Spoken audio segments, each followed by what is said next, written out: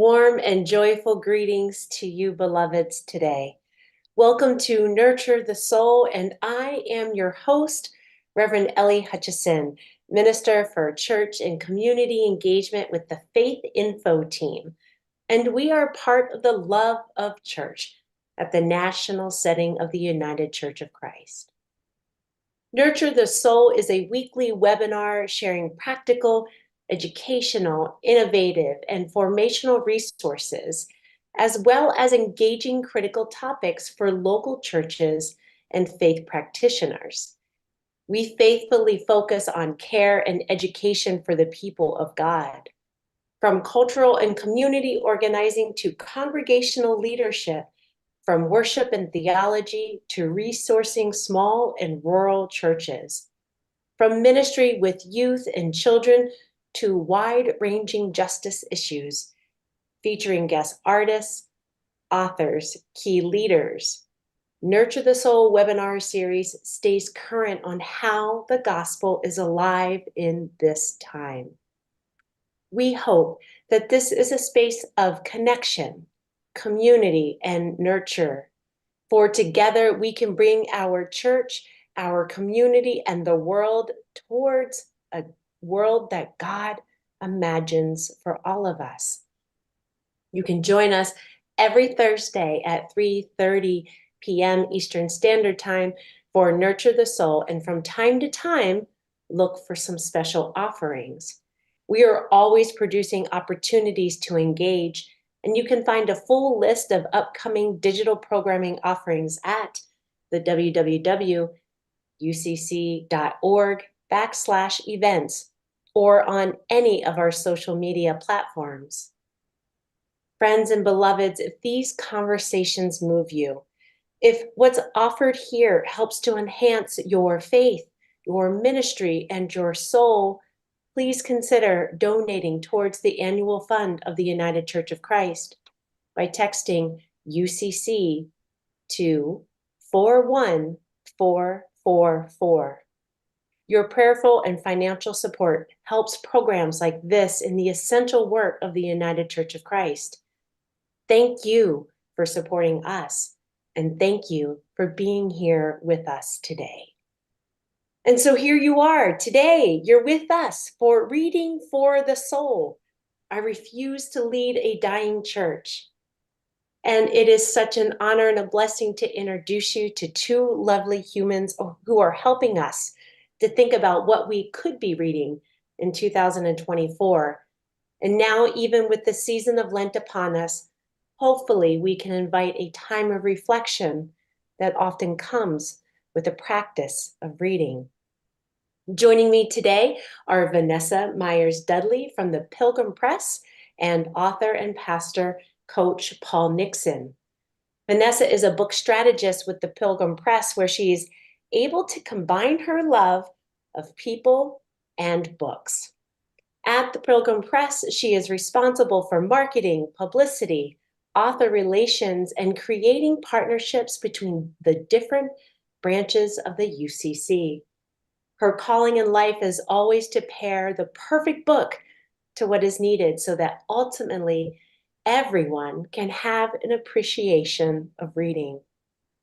And Paul Nixon is president of the Epicenter Group, a coaching and leadership development organization based in Washington, D.C. Epicenter coaches about 100 church leaders each year in North America and the UK. Paul has worked on-site in more than 1,000 places and churches. Epicenter's team work with some of the most creative and fast-growing faith communities in denominational Christianity, as well as many of those innovative church expressions in global Methodism. Paul is also the co-founder of Readiness 360, an assessment process for discovering the readiness of faith communities to multiply their ministry. The readiness instrument is able to help a church discern its readiness for a robust new ministry initiative. And perhaps more importantly for our conversation today, he is the author of I Refuse to Lead a Dying Church. Our conversation today is free-flowing, and so we welcome you to add your thoughts and or questions into chat. and we'll look to include them throughout our time together. And so with that, hello, hello, hello, Vanessa and Paul. Thank you for being here in this space with me.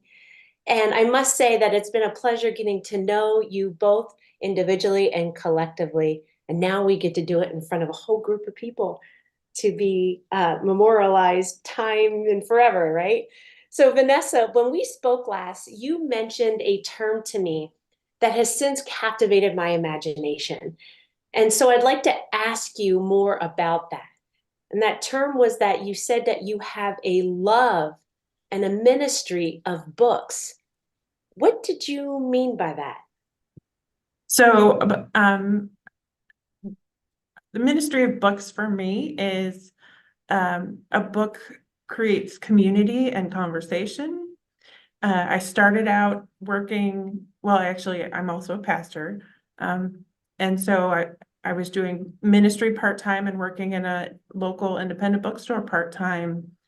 And I realized I was doing as much, if not more, ministry with the people that came into the bookstore, because people come to a library or a bookstore, they're looking for community, they're looking just to talk sometimes, when maybe they don't necessarily know what they're looking for, but if I can talk and have a conversation with them and I can be like, oh, wait, I know you're looking for this. This is the book you need. And that, like you read in my bio, pairing a book that someone needs, and maybe they don't even need it, and to watch them bloom and blossom and that book come alive for them is just magical. It is God, it's the Holy Spirit for me. I love it. I think when we talked, my immediate thing was over the holiday break, I got to watch, it's become a holiday tradition, the Harry Potter series. And so when I saw Minister of Books, I'm like, what a title that could be. And we got to find a way to get you to be that title here at the National UCC. So I have to ask you, what are you reading right now? What is motivating you? What is inspiring you? And where do you go in those moments when you feel you need a little more oomph in your life? So I'm one of those people that I read about 5 books at a time. Um, and I'm, of course, always keeping up with what we're publishing at the Pilgrim Press and those books. Um, as well as I like to have some fun stuff and something on the side where I can go and just enjoy. And actually, now that you say that, I actually have one of them that I'm reading right now. So we'll just pop it up here real quick. It's called Before We Say Goodbye. It's a whole series called From Before the Coffee Gets Cold by Toshika Kazu Kawaguchi. It's a translated, it's technically science fiction. There's time travel, but what it really is, it's about relationships and your view on life and interactions and how the view changes how you interact in life. Oh, I love that. Books about relationships and change. Those are the things that I think our churches should be grounded in, right? Relationships and the ability to change. And yet sometimes it's hard when we find ourselves in a dying church, I imagine. Paul, what are you reading right now? Well, I was just turning around to pick up. I was going to say, let's look on the stack and see what's behind me here.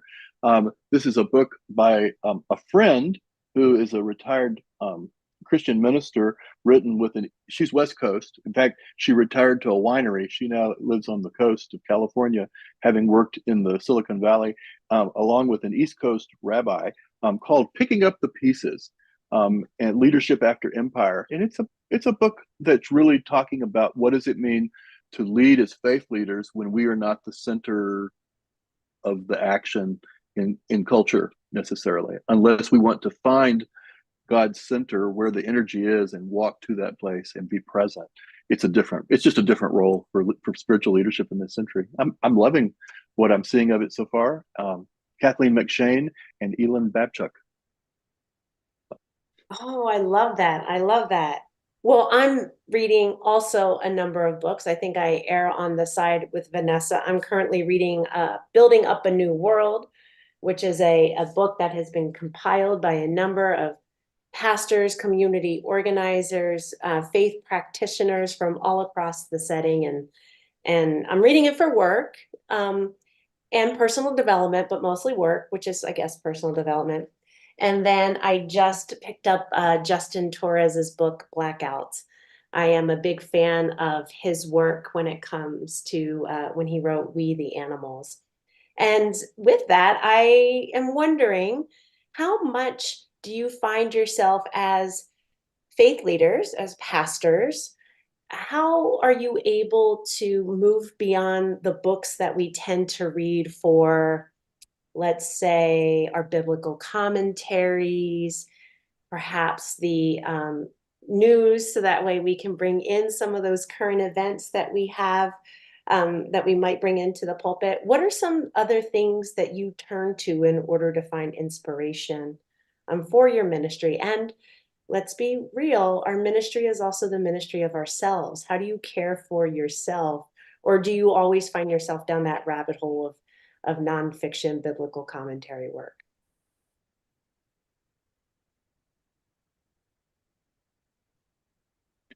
Well, I mean, I think fiction is really an important part of um, anybody's spiritual life, your imaginative life. I mean, um, the power of the metaphors will intersect with whatever you're living in, whatever you're dealing with. Um, and there are just certain authors that write really soulfully, and you discover them through conversations. You say, "Well, I need to get a hold of that." Um, what I have found is that a really impactful read in the world of fiction will light up your awareness of many things, and it becomes a filter through which you look at a lot of different questions through the freshness, especially if it's an author who comes from a different cultural context than where you live. Even if they're writing about something that may not be far off from your context, it's just if the writer's coming from a fresh place, you're getting a fresh vantage point to look at all of that. And gosh, sermons. I mean, sermons arise out of that, not by design. It's not like you're reading this book to look for a sermon, but it's just, it casts fresh light on life. You know? And then when there's fresh light, you gotta talk about it. If you're a preacher, it just gets into the conversation. It just does. I also think that fiction makes really good book studies. Certain kinds, and this would be, along with books, I would say really evocative film. These kinds of art make really good conversation points in a faith community or just in a broader community. And it's a great thing for a church to be able to do book study work that's not just faith-based books, just to bring community together in a safe conversation. So I just have to add on to Paul's comment. The Pilgrim Press on our website does have a book called 100 Spiritual Movies to See Before You Die, essentially, by John Zukowski, that provides questions but also talks about the film, and it's not churchy films per se. It's some classic films that you'll love. And you're right, they make great discussions. I think sometimes the beauty of fiction is that you can bring a point to a congregation that they're going to get it and understand it better. Whereas sometimes nonfiction can almost feel like it's cause whoever's listening to feel like they're being attacked. Whereas if you read a point in a fiction book, the idea hits you differently, and sometimes you understand it better sometimes, and then you can handle it and apply it to your life better. Yeah, that I must say that, and even we have in chat here, sometimes the members of book clubs or even your congregation, their comments are as valuable as the books that you find yourself engaging in. And if you've attended any of my sermons at my churches, where I've done some pulpit supply and now am an associate minister of, I'm always talking about Octavia Butler. She finds her way into my sermons all the time, even against my best judgment. I'm like, they don't want to hear about Octavia Butler anymore. And it's somehow just the Octavia Butler ghost finds her way into my sermon scripts. And that brings me to some things. As a teacher, I used to teach students in high school and in community college levels. And I had said to be a good writer, I taught English literature and reading and writing. To be a good writer, you have to be a good reader. And to be a good reader, you have to be a good writer. And it doesn't mean that your sentence structure or that your literary analysis is all there. It's the practice of reading and the practice of writing. And so with that, I want to turn it over to Paul. Like, you're an author and you have something published. You have many things published, actually. This is just one of many. I want to ask you, why write? Why write the book that we're talking about today? Why move from being a pastor of writing a weekly sermon into books and coaching and curriculum and all of that? I just preached a sermon on Sunday at the First Baptist Church of Washington, D.C. Had a blast with those folks. The It's the same thing. It's just, I mean, it's a little different art form, but it's the same thing. You're seeking through words to invite people into to consider things, and sometimes, as you were mentioning a moment ago, Vanessa, it's the story, it's the indirect comment that, without just knocking us on top of the head with an idea, it begins to slip in. It sort of seeps in and begins to haunt us. And the spirit, she kind of works on her own timetable then, and it just kind of worms its way on in until finally it begins to, we wrestle with an idea or a new way of framing something. It may not even be an idea, just a new perspective. I think that reading is really important to write. Um, I would also say just being an observer of life, really, really watching, learning to be eyes wide open to life. In my case, paying attention to my own spiritual journey, to the journey of my 35-year-old son, who is perplexed by organized religion, as are many 35-year-olds, through the journey of watching the church, but also just through the journeys of friends, and keeping, for me, my early life history was being part of a vital church in a very secular Southern California suburban community, and having like these two parallel worlds. I think it's paying attention to the stories of people that are outside your primary group, and taking them seriously, and just so attentiveness is through reading or through watching is very, very good writers are good watchers, and they see new characters that pop up, when they're sitting in a diner somewhere, they say, oh, there's somebody. But on a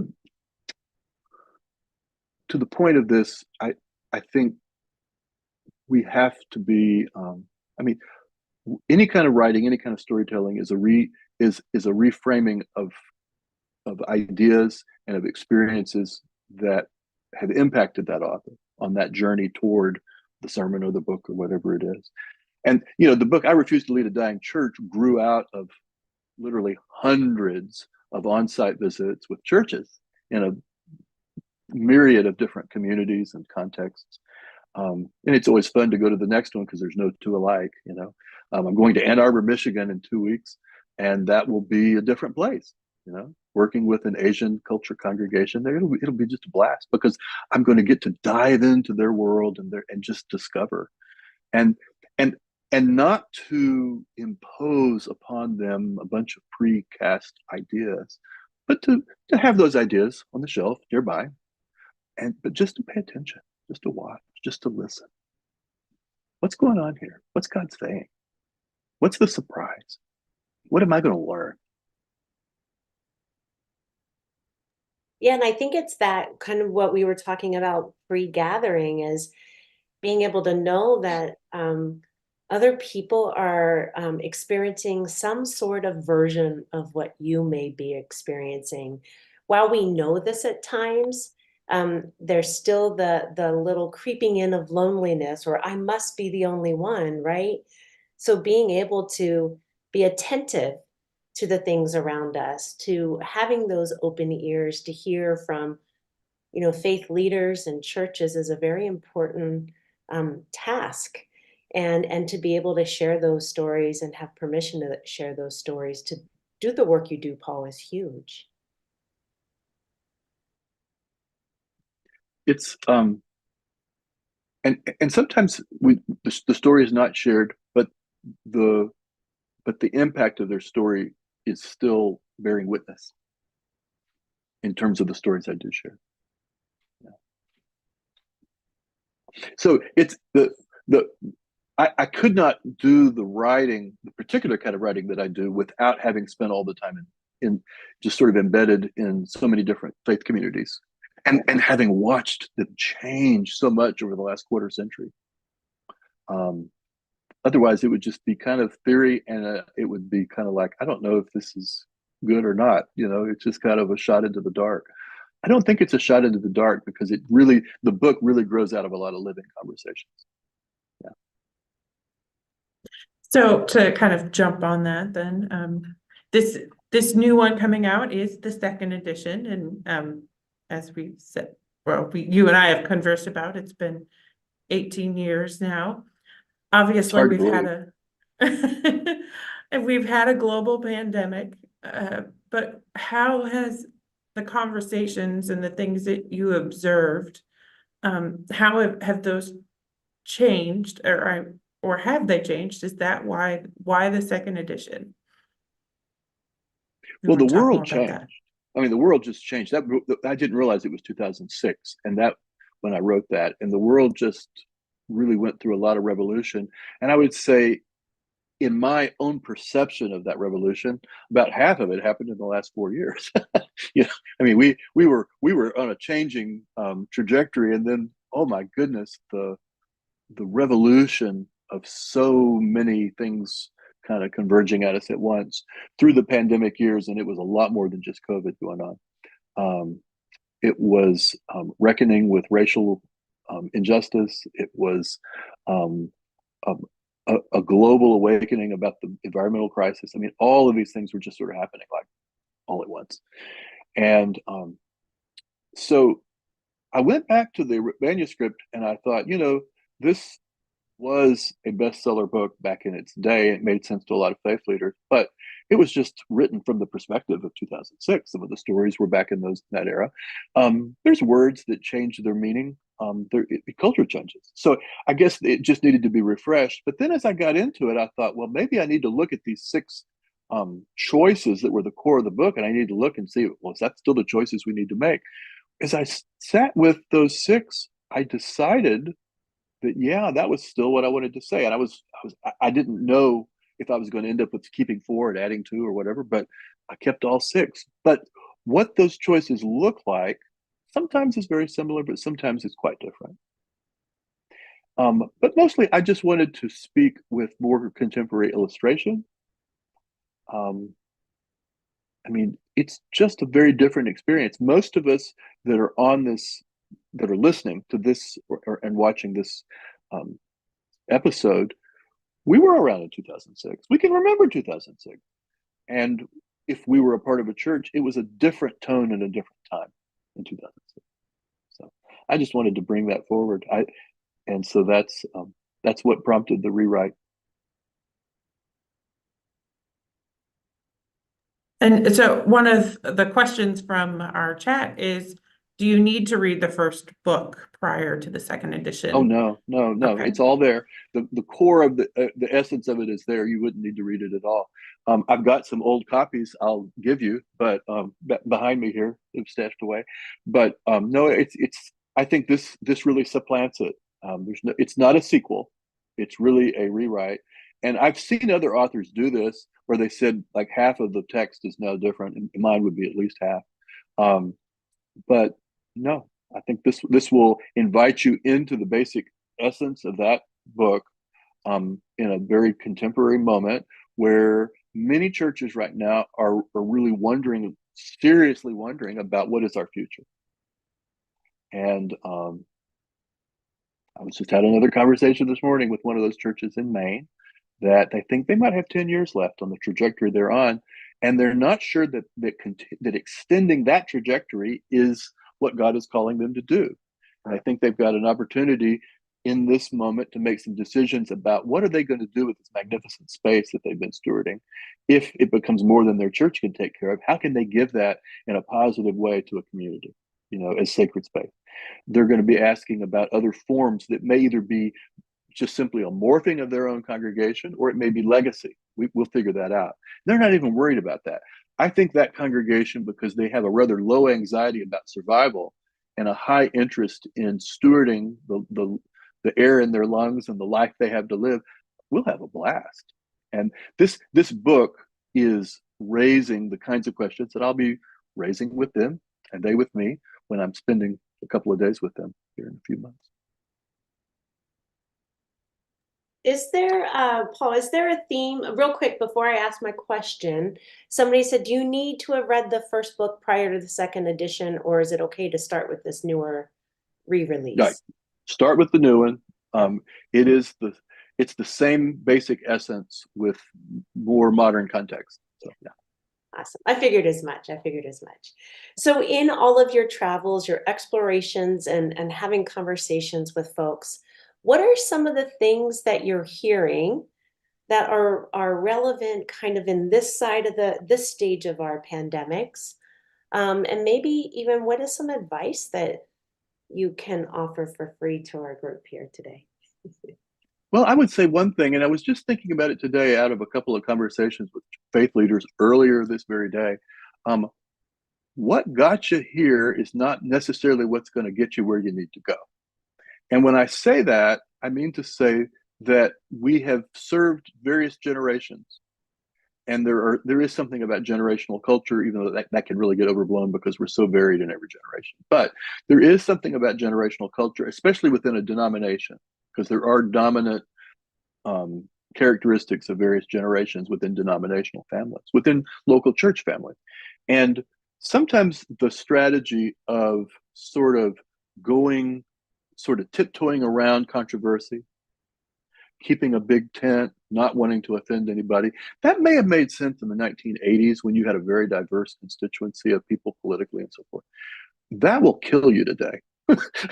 that trying to be all things and not to rock the boat kind of thing, that made sense in an era. I'm not sure if it was even wise in those days, but it made sense to folks in that era. It is deadly today because we have a whole generation who are onto that, and they just see it as either the church is aligned with injustice or the church is basically organized for its own self-preservation, is not going to do anything that's going to impede its own self-preservation.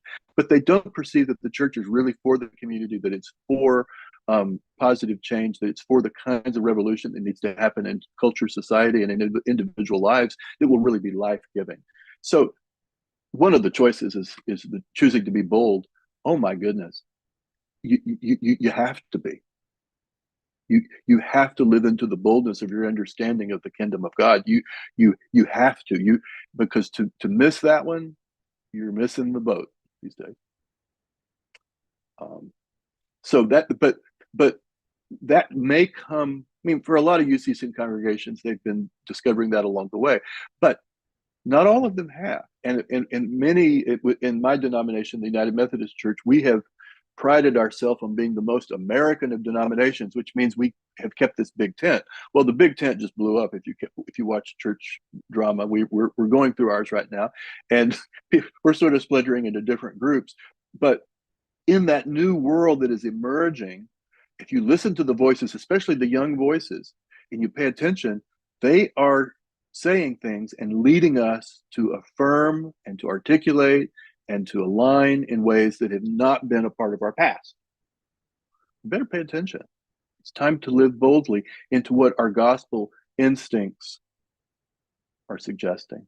And the more diverse we are, and the more younger folk that we have in our midst to counterbalance the folk that have been around for a while, the more interesting those conversations will get. And it's okay for us to be uncomfortable and to disagree. For goodness sake, we're, for the most part, we have the children don't even have a problem. Amazingly, it's the grown-ups who become childish sometimes when we become just uncomfortable with the fact that, yeah, we see it differently. Okay, and that's okay. We have to be able to face the hard question and to do some hard things if we need to be around a few centuries. I mean, if we're not going to do the hard things, we're not going to ask the hard questions. What's the point? Yeah, that is absolutely, well, there's lots of yes, absolutely, amens and stuff into chat. And Paul, a colleague, comrade of mine this past summer had said when we were in Atlanta having a conversation about how do we invite our congregation members, our council members, to change. And one of the things that he had said was providing a space for people to mourn what is being lost. And I wonder, have you thought about it from that perspective to say, as we are a church and we are dying, we all are dying in some way, right? That's, if anything, what the season of Lent is to demonstrate to us, that there is life in death. What are some of those things that you kind of, how do you help them mourn, I guess, the change of things? Because asking the bold question is important. Understanding what that bold question is at a deeper level is a different question. And then now that you understand it, what does it mean to change? Boy, great question. Great question. My congregation that I'm a part of on a regular basis, we had a 60th birthday a couple of years ago, and we told some old stories that went back to the early days. We still have a couple of nonagenarians that go back to the beginning. Not many, but we still have a few. But we told stories, and they were good stories. We told stories of of era in which things were very different than what they are now after 60 years. Our church, our congregation is going through immense demographic changes, which means we will live to see another day. That's all that means. If you're not going through immense demographic changes, you probably will not. Okay, so we are, and there's several people I could shout out that together their influence together has worked to open that up. But because we're going through such demographic change, we're just people that walked in from 40 years ago. If you just went through a wormhole and just came back, you would go, what happened here? That's okay.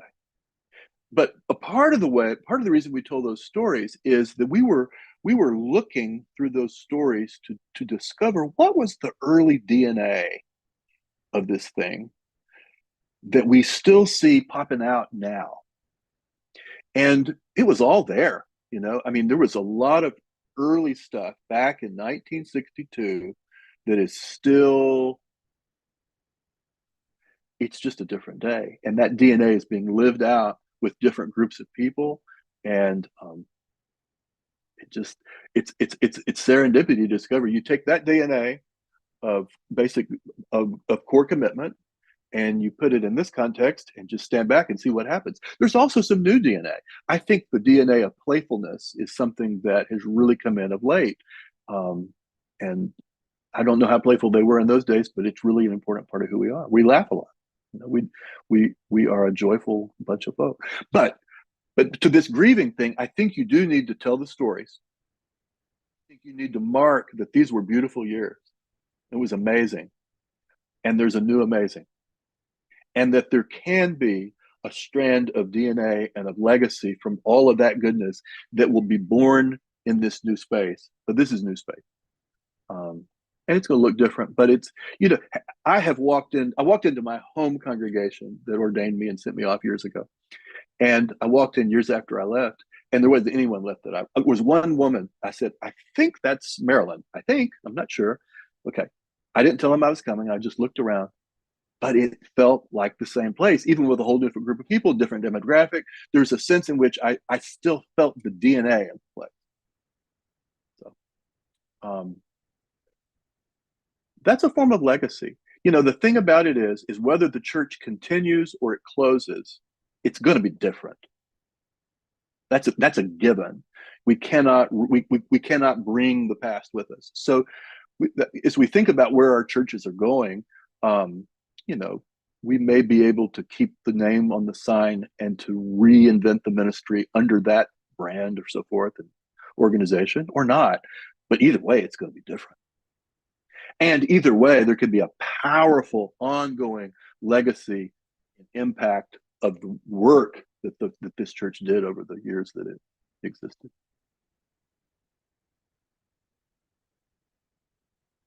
So to kind of go back to the bold statement, we do have a specific question in chat from Mark, and he asks if you have suggestions for being bold about kingdom values without getting sucked into the divisiveness of the political tearing apart. Well, you have to name the divisiveness. You have to name it. I mean, it's almost like an uncomfortable guest at the dinner table. I mean, there's that, you know, just the reality that we sometimes really listen to separate podcasts and separate. We just live in a whole separate worlds of information and community and conversation. We have to name it, and then I think we also can name the fact that we can disagree, but we can create ground rules of covenant. We are covenant people. We get together and we make agreement in terms of this is our life together. We're going to observe this, and we can make basic structures for how we can be community together as people that are really experiencing life in different ways. It is not easy because there are some really hard currents that are pulling us the other direction. Just put it that way. And but on a one-by-one basis, I discover that people, when invited to do so, and when they trust that they are loved, they can go on this journey. And the church can be one of those safe places where, maybe one of the last safe places where people of different political persuasion, which often is just people of different life experiences, honestly, you know, can slow it down and just listen and be respectful and just create a space to say, we're not going to figure it all out and agree by the end of tonight, but can we agree to discover in the other something beautiful and wise, and just to begin with that. That has to be almost created room by room by room, you know. But we have a shot at it, and we have tools for it if we want to do that. Okay, and then somebody else asked, and we have a couple more questions. One of them is just to kind of, we talked about one of the choices is being bold. And you said those 6 choices have pretty much stayed the same from the first book to the second book. Can you talk about a little bit more about what those are? Give them a hint of what they'll find if they buy the book. Absolutely. So the choices, the big choice is choosing life over death. And that doesn't mean that I'm going to make this church survive fiscally and keep our building, you know, come hell or high water. No, it is about living into where is the Spirit within our life together, within the community, and moving toward whatever we see thriving that we feel is of God, heading in that direction. So it's a choosing to to embrace God's new work, the fresh edge of whatever God is up to. Choosing community over isolation, which for a lot of churches means really redeveloping some stronger relationships in certain aspects of the community where we find ourselves a little bit isolated, especially because churches tend to be rooted in real estate, often real estate far from where the members even live, but real estate in communities that maybe every 40 years or so changes demographically, and we just find ourselves strangers in the neighborhood where we worship. So thinking about ways we can get beyond that. Choosing fun and joy over drudgery, choosing bold over mild. I've talked about that. Choosing frontier over fortress. We almost changed the words on this one because frontier almost evokes pioneering and colonization. Okay, so that's it's a little thing. There's also a way that you can talk about frontier that's not about colonial domination. But when we think about frontier, it's more about the places that we haven't experienced yet, which is basically like everything that's going to happen from this second for the rest of time. Choosing to live into that sort of wide open space as grace-filled people and not as colonialists, over just sort of locking ourselves down in the fortress of what church has been. And then the last choice is basically choosing now over later, which is really critical because for many, many places, there's a window of time. There's always a window of time. I don't want to say that ever goes away, but one window will close and a new one will open. And sometimes each subsequent window gets smaller and smaller in terms of the possibilities. Many churches have a window of time in which they can do some things right now that would greatly impact their future in a good way, and the future of their communities, and the future of faith in their community. Yeah. That's the 6 choices. These choices, by the way, are for every church. They are. I wrote the book with the smaller church in mind. The average church, I don't know, on Sunday these days has maybe 35 or 40 people, and I'm thinking about that church when I'm writing this. And I will say when I'm working with a church one-on-one, you can't probably focus on all of those at once, but there may be a couple of them that just really stand out as themes that we need to pay attention to right now. But any of those choices could be relevant, very relevant and helpful for the church of 35 or 40, or the church of 350 or 400.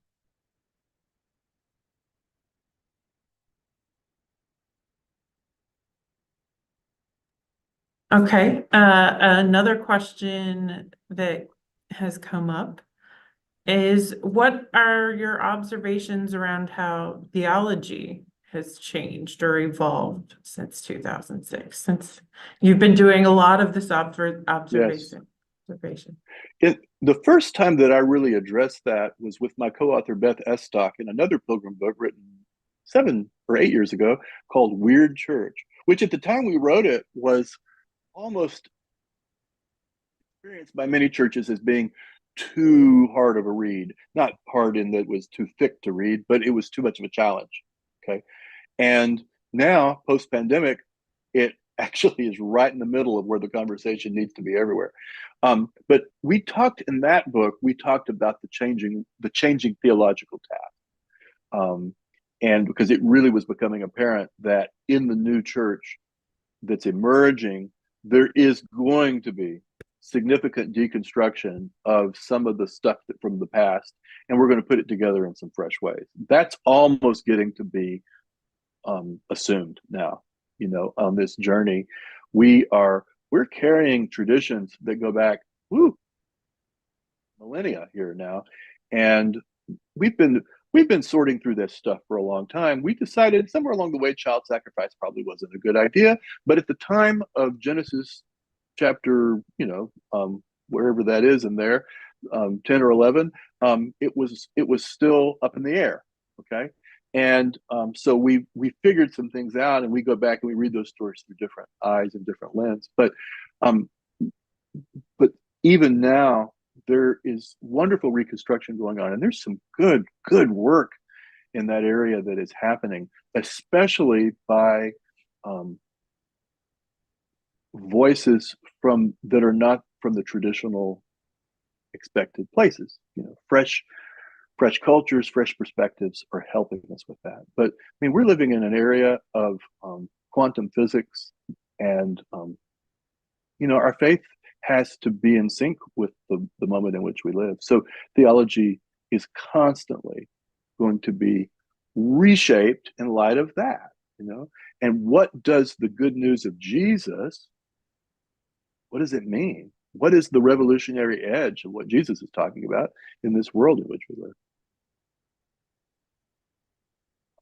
So yeah, it's a and there will be some churches that will make different decisions in terms of how they want to focus their theological journey.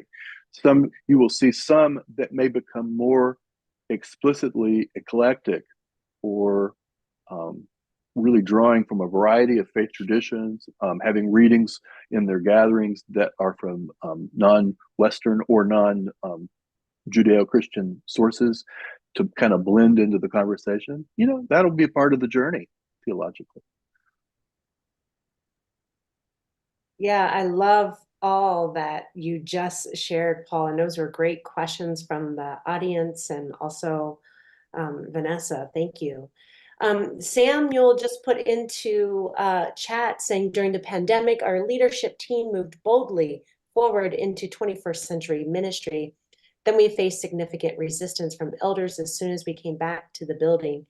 Even though I've tried to make amends for not recognizing their collective grief at first, we are still struggling to rebuild trust. What suggestions do you have for visionary pastors and younger church members who feel disillusioned when elders are not willing to embrace change?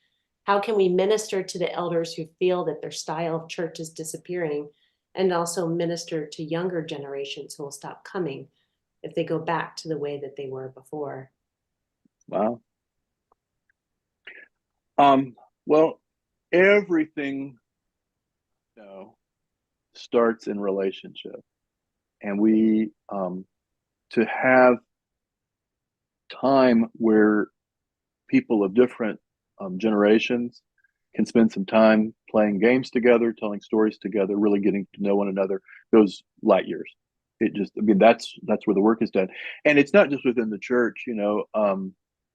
My church, which is an Anglo majority church ethnically, has one of our members who is a Latina woman, is the head of the community Black History Committee. Okay. And because of that connection, we have been involved with a lot of justice work with Black History Committee over the years, as a result of getting in a room together and playing in the sandbox together, working on events together. Relationship happens, and we begin to understand one another better. Right now, our church is hosting a series of pretty controversial community conversations about reparations, and in our community, based on some very, very local issues. And getting in a room together, suddenly that reparations conversation really becomes about just getting to know one another. And when you get to know one another, ahas and new ways forward will emerge. Now, to come back to the question about some of the older folk that are sort of stuck, some of them are going to choose to be stuck. Some of that is just late life cycle stuff. I mean, the rest of their life has just gone wackadoo, and they just want something to stay the same, and they choose that it's going to be my church. That God bless them, and we can love them. We can love them. Our matriarch doesn't want us to remove the pews out of the sanctuary. I think it would be best if we did. We'd have a more flexible space, but she doesn't want that to happen. She knew the architect. She helped pick the architect. She was on the building committee. Okay. But the fact is that she's just delightful. As long as you're not messing with the pews, she'll go anywhere. She'll go anywhere with you. And pews is such a small thing. But sometimes it's not the pews, it's something else that really does impede the mission of a place. And there's times when we just have to love one another and say, Fran, we're going to make a decision. And it's probably not going to be one you're happy with, but we love you. We love your legacy. We love everything you mean around here. We're not going to agree all the time. Thank you for being you. Hang on with us, because God's not done with you and us. We have places we need to go, but sometimes we will make decisions that will be disconcerting for people that have other opinions. But in the UCC world, I mean, we've been holy conferencing for years and years and years. There is some latent skill in what you do when you lose a vote. Okay, I mean, we have done this before, and we can do this again. And finally, the power of our relationships in that place compensate for the fact that we didn't have our point of view respected in that particular decision in the way we would like. Yeah, I like that, Paul. Thank you for that. I think that what that brought me, well, and I'll ask you one final question, and then I'm going to turn it over to Vanessa for her to share with us what we can expect from Pilgrim Press this year.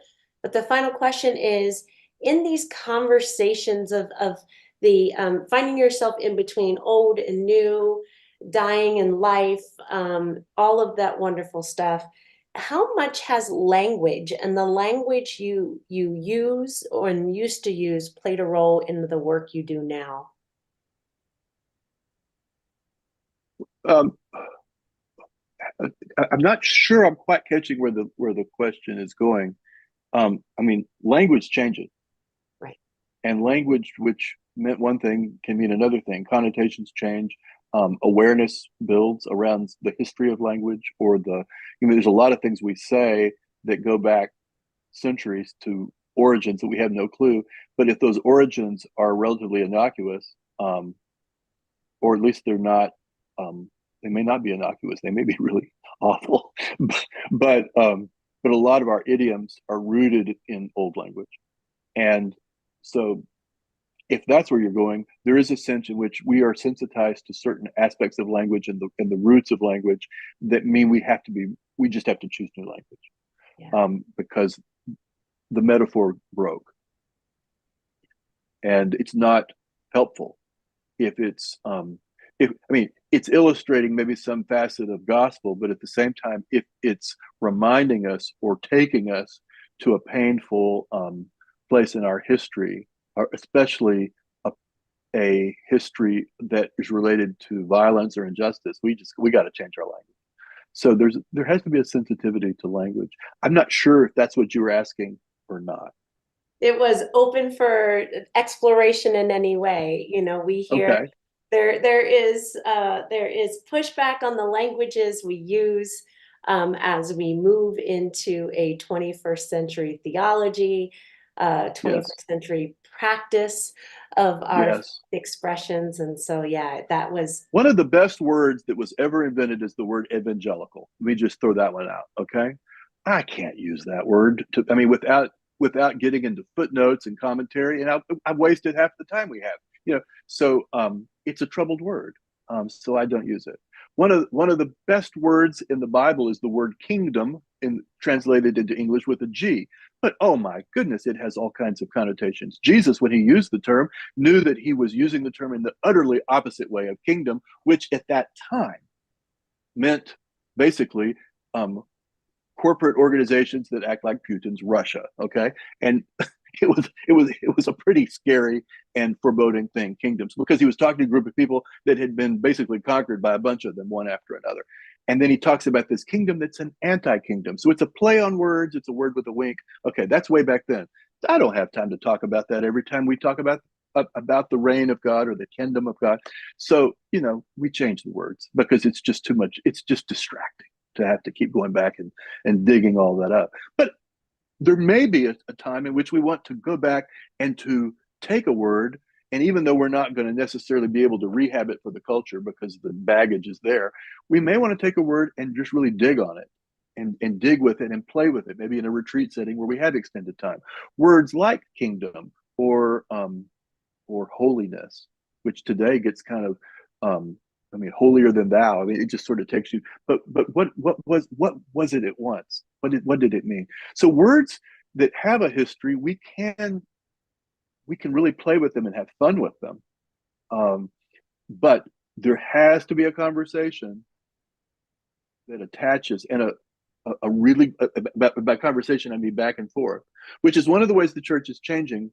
Is that we need more time in dialogue and less time in monologue than we used to need 40 years ago in most places. Partly because we aren't all on the same page culturally. We're using words and everything. We just got to unpack to avoid misunderstanding and to be able to understand, and to keep everybody on the journey and not lose somebody over their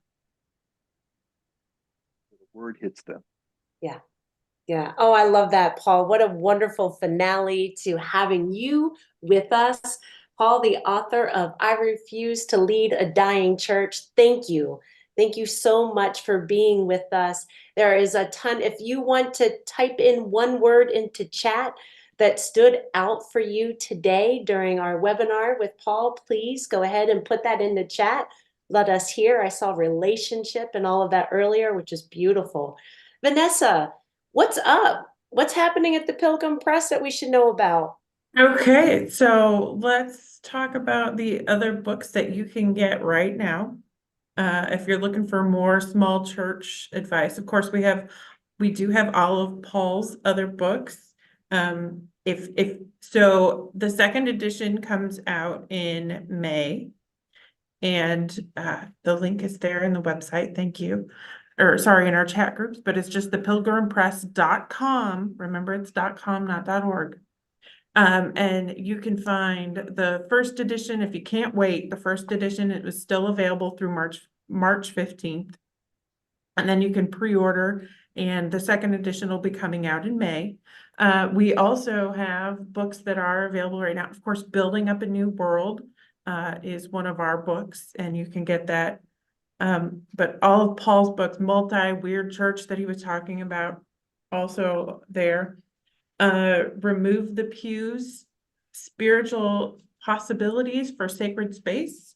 If you want to try something different Remove in the your pews, church. yay!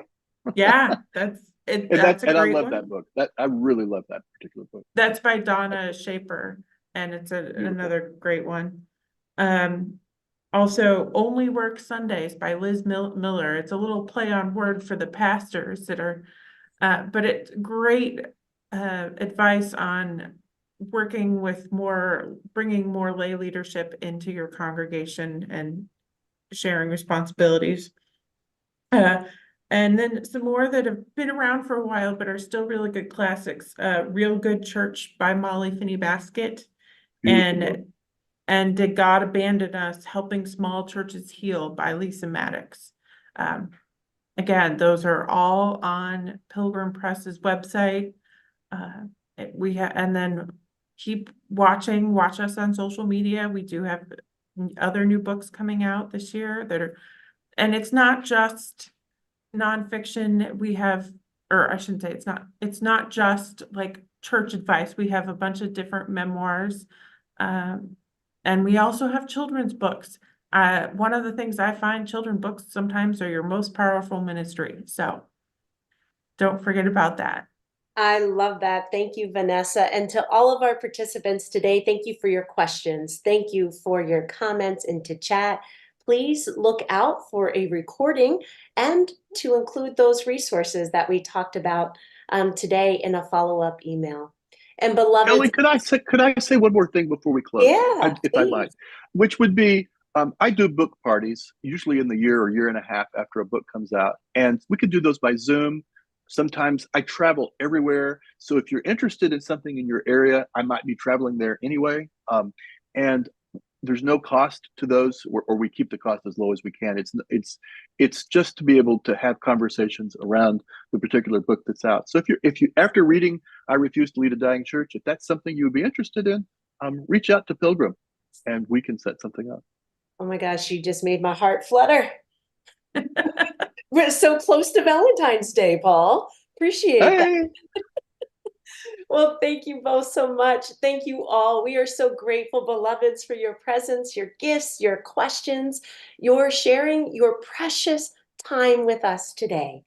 Please do join us every Thursday at 3:30 p.m. for Nurture the Soul. That's East Coast Standard Time.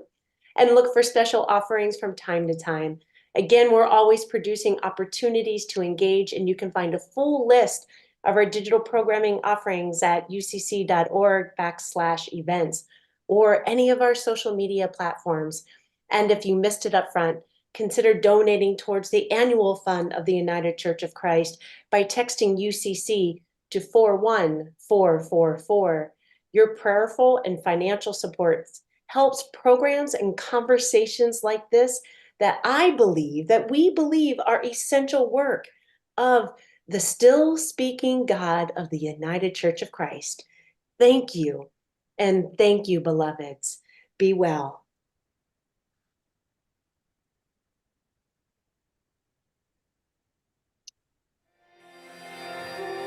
Siblings in Christ, if you are moved by this conversation, if what's been offered here has helped enhance your ministry or has nurtured your soul for the journey, please consider donating to the annual fund of the United Church of Christ by texting UCC to 41444. Your support will help to provide programs like this, which are an essential part of our ministries in the United Church of Christ. Thank you for your support. Be blessed on your journey and know that you are not alone. We are holding you in prayer. Amen.